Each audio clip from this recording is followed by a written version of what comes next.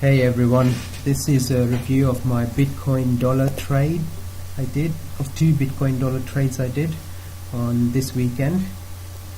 So the first one was a scalp trade on the 3 minutes and the 1 minute, mostly on the 3 minutes. The setup was based on the 3 minutes. So the logic for this setup was we are at a key support area over here, and I see a choppy move down by the sellers. So I'm interested in seeing what sort of action happens around here. Now in the forex markets I would not take this kind of entries, it's far too aggressive. But in the crypto markets I can read the order book in the live trades table. So that really gives me a lot of good information on for me to decide when to take trades and for me to gauge when the market will turn in a particular direction. So that's what I did, and that's what this entry was based off. Just basically price coming down, struggling down, and reacting at a key level. So choppy move down, reacting at a key level, and seeing a flurry of buy orders in the level 2 action over here, which I'll show. So around that, this isn't the exact screenshot, I didn't take the exact screenshot at that time, but around that time what I was seeing was just a huge flurry of buy orders over here, much greater than the sizes you see here. They were in order of 40 BTC, 50 BTC and above, and I had a huge clump of sell orders over here, huge clump of asks over here that were just getting eaten up by the buyers. So I joined that party and I put a market order for buying at that clump of seller orders, seller asked prices. So price shot up really quickly, quite soon, and actually I didn't have my take profit order there already because I was monitoring it live quite closely. But the issue was when I was hitting the close trade button around here when I saw this come down, because I thought, yes, this is enough, it's reacting at that key area, so I wanted to get out.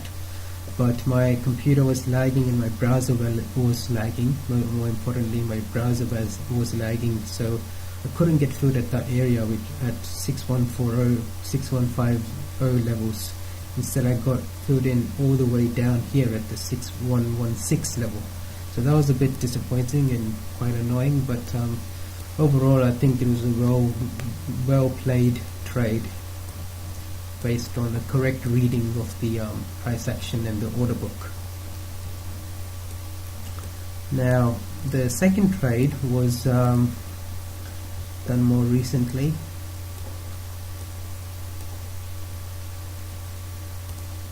The second trade was done more recently around here. I missed this big move up because I was sleeping, but I'm pretty sure I could have gotten that big move up probably on this candle over here. But the logic for this trade was I see strong buys coming up and sellers come down, and on this candle it fails to break this low.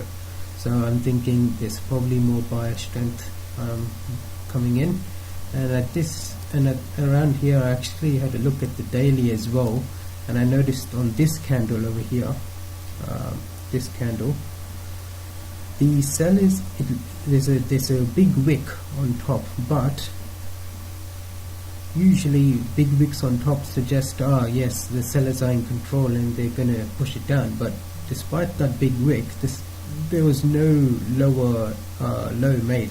The low of this candle was not broken, so that gave me an indication that probably there needs to be, the buyers are still in control a little bit and there will be another push up, and I was looking for target around this area over here for this trade at maximum.